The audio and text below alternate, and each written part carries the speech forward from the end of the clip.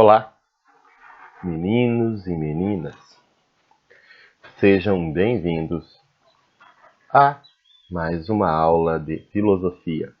Essa é a nossa aula de número 3 da terceira série do ensino médio, quarto bimestre. Título da aula: Por que eu sou infeliz? Os perigos da modernidade, consumo, prazer e luto. Objetivos dessa aula é identificar os diferentes conceitos de felicidade, destacando questões associadas a diferentes entendimentos contemporâneos sobre ser feliz, e identificar em textos diversos as diferentes dimensões da felicidade. No fundo, explicando esses conceitos, é entender como é que a felicidade é compreendida nos dias atuais. E para ajudar a gente a pensar isso, eu indico para você assistir esse vídeo que está aí, que o link está aqui, né? Eu também colocarei lá no Classroom para que você possa acessar. E o título do vídeo é Happiness, né? Espero que a minha pronúncia em inglês esteja correta. E relata sobre uma sociedade de ratinhos que vivem buscando a satisfação física, seja através do trabalho, do álcool, do relacionamento amoroso, ou seja, vive buscando a felicidade. E fica muito latente no vídeo a ideia de que a felicidade está intimamente relacionada ao hiperconsumo, né? Ao fato de você poder consumir uma série de produtos, uma série de serviços, uma série de pessoas. É uma ideia de felicidade talvez um pouco perigosa. Pensando nisso, a gente começa primeiro tentando entender quais são essas ideias que estão aí presentes no mundo contemporâneo, né? Tem várias maneiras de se pensar a felicidade. Eu escolhi 3 dessas ideias de acordo com o currículo proposto pelo Estado. E essas ideias elas trazem uma visão de felicidade que é uma espécie de paradoxo, porque ao mesmo tempo que são ideias que deveriam produzir a felicidade, são ideias que nos tornam infelizes porque as consequências ou o desdobramento dessas ideias não nos garante a felicidade. Então, a primeira ideia é a ideia de paraíso, né? A ideia de que algum dia nós viveremos numa vida ideal, uma terra ideal, um namoro ideal, um relacionamento ideal, uma escola ideal. Né? Parece que a gente está sempre vivendo no inferno e que algum dia a gente vai alcançar de alguma forma o paraíso em algum lugar.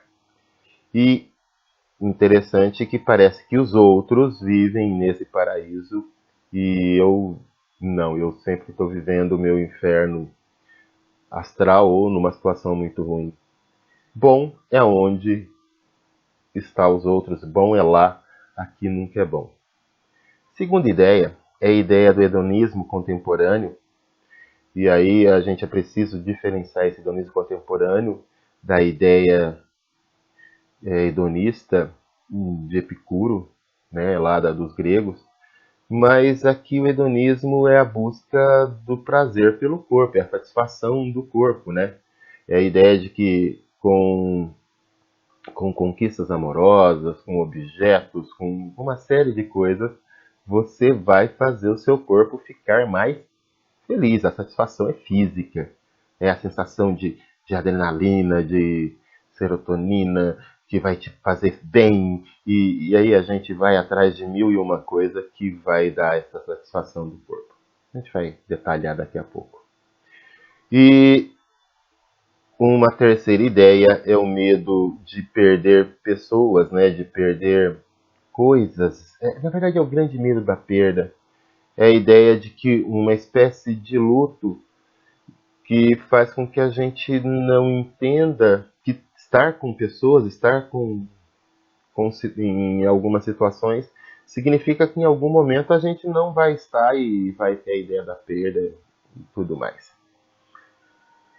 Claro que a gente está partindo da ideia de felicidade dos gregos, né? Da felicidade enquanto ataraxia, enquanto paz de espírito.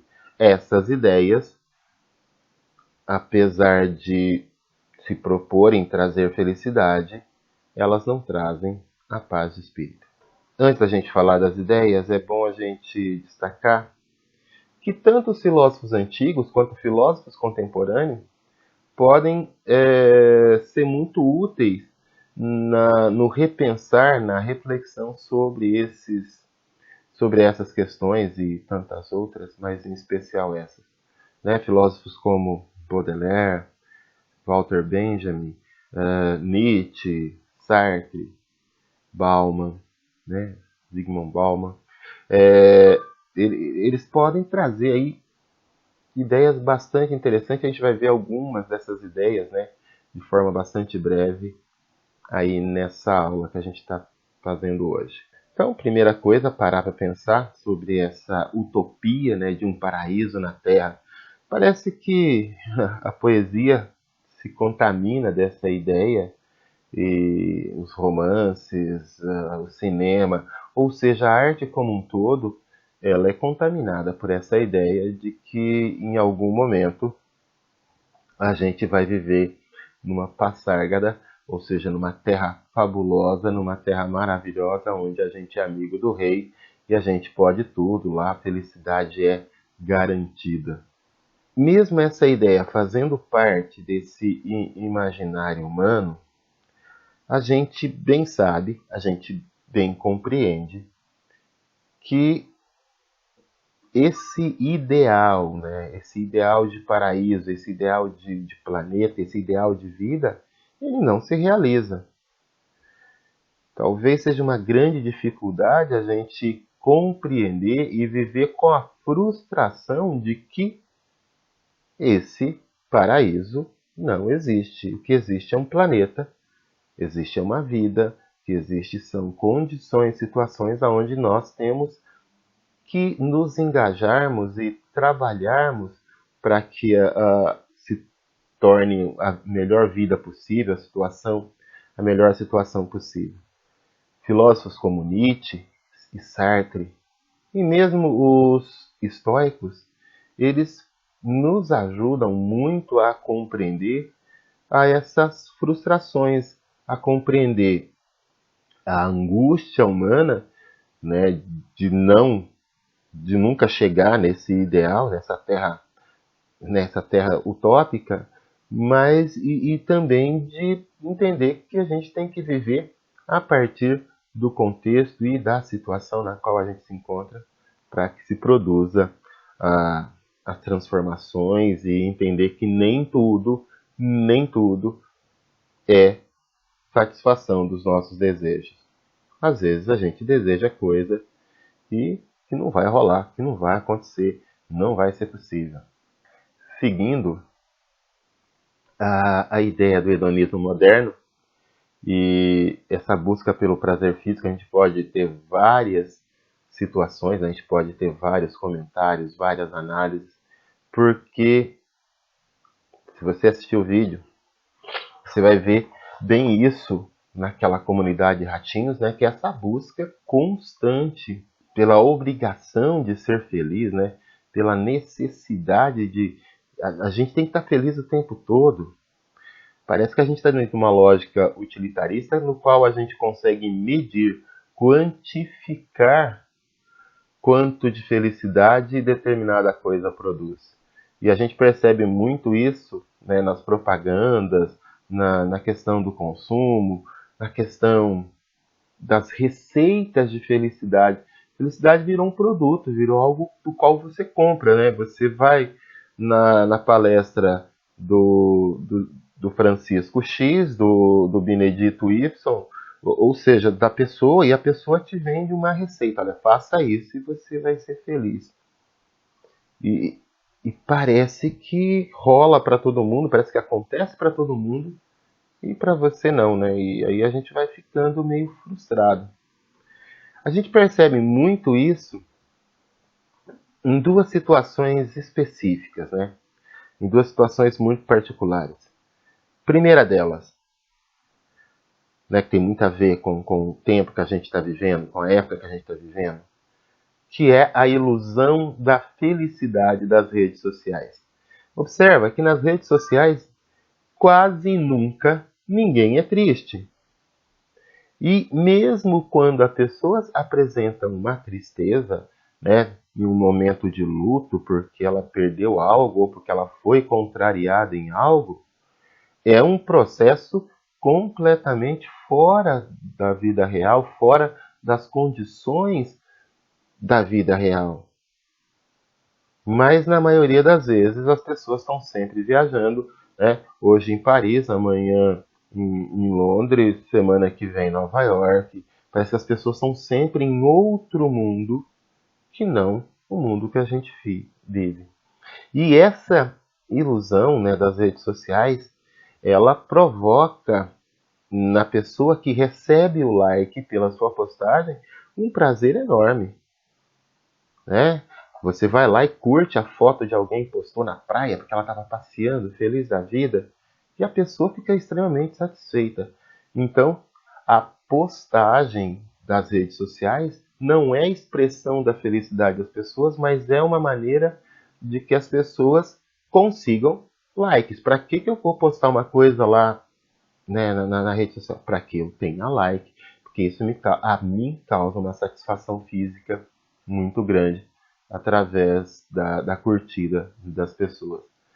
Mas aquele mundo, aquela realidade, aquela vida não existe de verdade. Primeiro que ninguém é feliz 24 horas por dia. Todos nós temos nossos momentos de estresse, de frustração, de coisas ruins, né? Todo mundo dá um tropeção ali no pé da mesa, né? E o dedo dói e você fica muito bravo, você precisa se controlar, porque isso é normal, isso faz parte da nossa humanidade. Então, aquilo lá que as redes sociais mostram é uma grande ilusão, simplesmente baseada na questão da busca pelo prazer físico. Nesse processo tem uma segunda questão, né, uma segunda ação, um segundo comportamento dentro dessa busca pelo prazer do físico, que é o prazer provocado através do consumo. Nós vivemos a sociedade do hiperconsumo. O vídeo, né, que eu sugeri para vocês deixa isso muito claro. A gente está constantemente comprando coisas, comprando pessoas, comprando emoções, comprando ações. A gente comportamento, a gente está constantemente comprando alguma coisa. E é uma satisfação extremamente efêmera, extremamente rápida. Porque você compra hoje o produto novo, né? Você vai lá e compra o seu smartphone, o último tipo, da melhor marca, mas a satisfação da aquisição desse aparelho dura uma semana, duas. Depois ele já é antigo, já é velho, é lixo.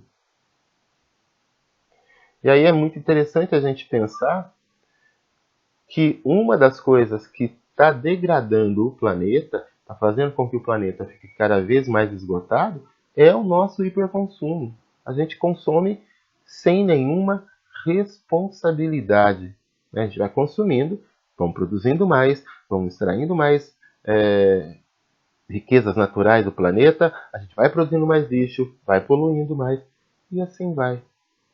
Mas esse consumo traz uma felicidade enorme. Pensando nessa questão de buscar pura e simplesmente prazer físico, é legal a gente recordar as ideias dos estoicos, né? Lembra?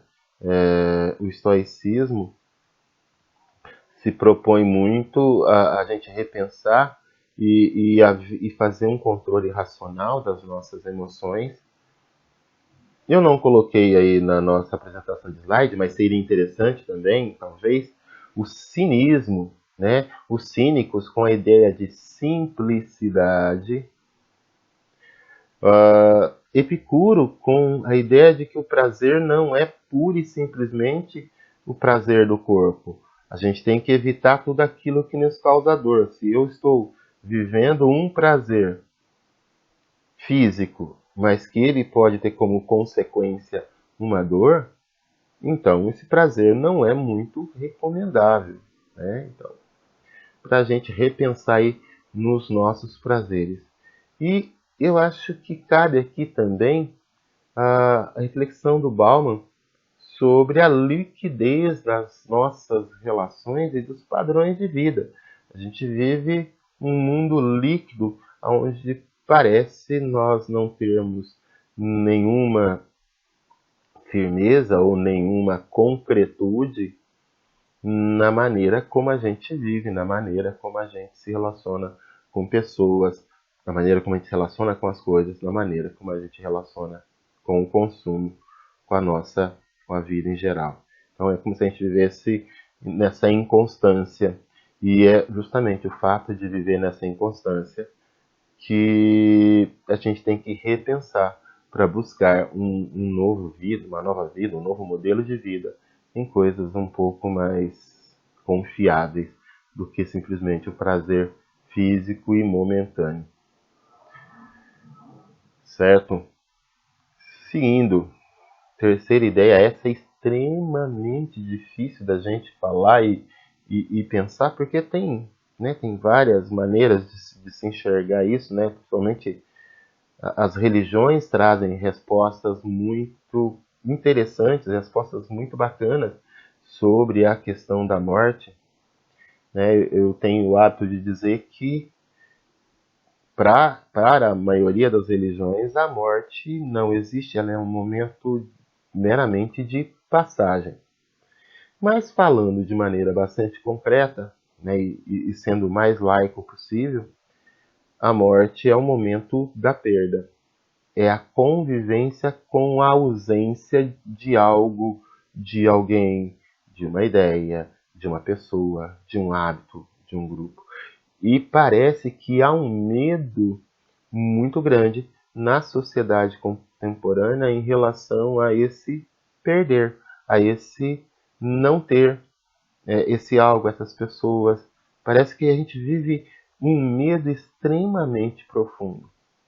Há até uma linha da psicologia que trata esse medo excessivo da perda, para que as pessoas aprendam a conviver com a perda. Porque há algumas pessoas que nunca mais se recuperam após a perda de alguém, após seja a morte física real ou a morte simbólica. Porque a gente pode encarar o fim de um relacionamento também como uma espécie de morte. E isso traz consequências tão grandes para a pessoa que ela vai lá e ela elimina aquilo que causa para ela aquele sentimento de morte. Aí vai lá, comete um feminicídio, se mata e faz aquele evento ruim, todo aquele evento sem a graça de Deus, né?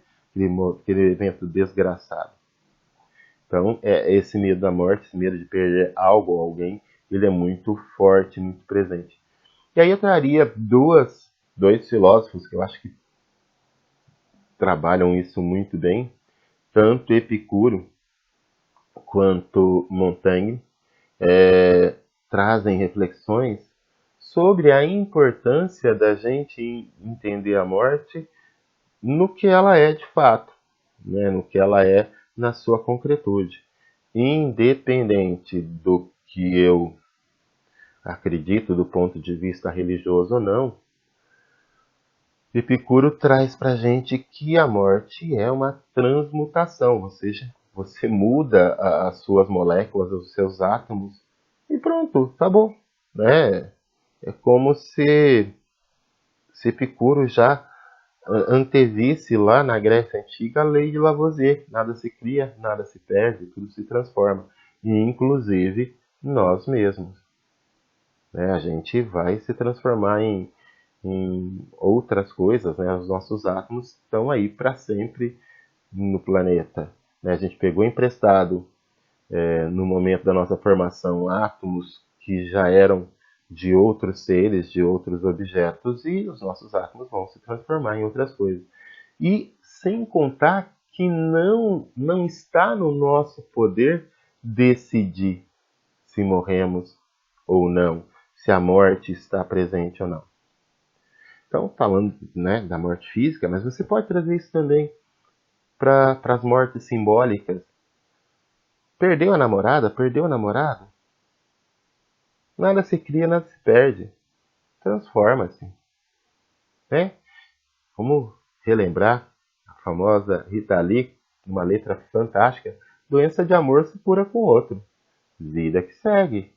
Ah, é difícil? É difícil. O luto é difícil. Conviver com a perda é difícil. Conviver com a frustração é difícil. Mas é justamente isso que nos torna diferente, especial. Não é se afundar no luto, mas é a superação do luto. E Montaigne traz uma coisa bastante interessante, que é a capacidade da meditação. Né? Quase que pensar na morte como um processo de reflexão filosófica, um processo de reflexão sobre a nossa finitude, sobre entender que a morte não nos aprisiona, mas a morte é entendida aí como uma forma de libertação daquilo que nos limita nesse mundo físico e vida que segue. Acho bastante interessante a ideia do Montaigne. E aí, o que você achou, né, das soluções filosóficas para esses três problemas? Concorda? Discorda? Tudo bem. Vamos conversar, vamos debater. A ideia é o processo reflexivo que a gente faz para a compreensão dos problemas e a possibilidade de respostas, ainda que temporárias, ainda que dentro de um determinado contexto, para a vida seguir, para a vida caminhar. A atividade. Você que faz aí atividade impressa, Caderno do Aluno, página 95, né? Pensar aí as ideias de felicidade desse mundo contemporâneo, né? Que você consegue perceber aí pelos contos de fada, pelas novelas, romances, propagandas. Dê exemplos disso. Vou te ajudar. Olha a ideia de felicidade do conto A Cinderela. Moça pobre encontra homem rico. Ó, magicamente, a fada madrinha só vai lá e, né, cria as condições para que ela encontre o moço rico. Será que o casamento de uma moça pobre com um moço rico é garantia de felicidade? É um modelo garantido de felicidade? Ou dá para a gente pensar de outras formas? Para você que faz atividades pelo Classroom, nós vamos ter três questões. Dessa vez são questões dissertativas, tá? Bastante livres para você pensar e relacionar essa questão da felicidade com as ideias que a gente tem no mundo contemporâneo, com base em tudo aquilo que a gente viu na aula de hoje, né? Tanto o medo da morte, a necessidade de ser feliz, o hiperconsumo e tudo mais. Então a primeira questão vai trabalhar essa ideia da, dos medicamentos como forma de garantia, né, de um bem-estar físico, de uma felicidade que é um bem-estar do corpo, né, e aí tem uma realidade do aumento desses medicamentos no mundo contemporâneo, fazendo com que as pessoas busquem cada vez mais a felicidade através de antidepressivos. Parece uma coisa tola, mas é um negócio muito presente. Questão de número 2, dois textos, né, de Gilles Lipovetsky e Emily Cadman, falando sobre a questão da felicidade e do hiperconsumo. Gente, foi um erro de digitação aqui, ó. Não é sociedade de hipermercado, é sociedade do hiperconsumo. Né? Como é que a felicidade ela é vista dentro dessa sociedade do hiperconsumo? Perfeito? Então, vamos fazer a correção aí, o professor também erra. Perdão. Ok? E a última, né, uma tirinha aí para que você faça a interpretação da forma mais livre possível, né, no que você percebe. O que você percebe nessa imagem? Que ideia de felicidade ela está passando? Que ideia de felicidade está presente aí nessa tirinha que se propõe a ser engraçada, mas eu acho que mais do que engraçada, ela é bastante filosófica e bastante reflexiva. Certo, queridos e queridas? Beijo, um abraço, se cuida e bons estudos.